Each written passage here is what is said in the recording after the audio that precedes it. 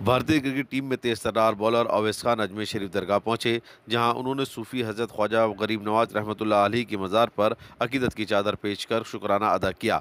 अवैस खान भारतीय cricket team में select होने के बाद अजमेर दरगाह हाजिरी देने पहुंचे थे, जहां दरगाह के खादिम सैयद असगर अली हाशमी ने उन्हें ज़ियारत कराई और सैयद बाकर हाशमी ने उनकी दस्तारबंदी की, जबकि सैयद सलमान हाशमी ने तबरुक पेश किया। खान ने बताया कि उनका खानदान हमेशा अजमेर आता रहा है, ख्वाजा साहब का करम उन पर हमेशा बना रहा है। इससे कबल उन्होंने भारतीय क्रिकेट टीम में सेलेक्ट होने पर मन्नत की चादर पेश की थी।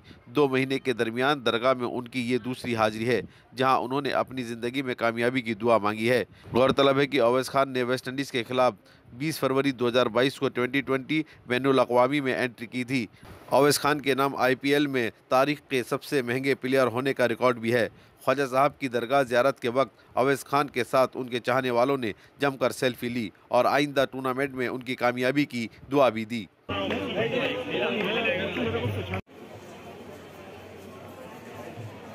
नहीं, कभी मन्नत लेके नहीं आया, बस ख्वाजा साहब के यहाँ अच्छा लगता है आना और हमेशा उनका कदम रहता है हम पर। और पापा हमेशा लेके आते हैं, जब भी कोई भी टूर ख़त्म होता है तो या कोई भी टूर स्टार्ट होने के पहले हमेशा मैं आता हूँ। जैसे IPL स्टार्ट होने के पहले हमेशा आता हूँ, और जब भी इंडिया टीम के लिए खेलने जाता हूँ तो हमेशा यहाँ आता हूँ। और यहाँ आता हूँ तो सुकून सुकून के लिए आता हूँ, और बाबा साहब का कदम रहे मुझ पे, इसीलिए आता हूँ। ETV भारत के लिए अजमेर से मोहम्मद रईस खान की रिपोर्ट।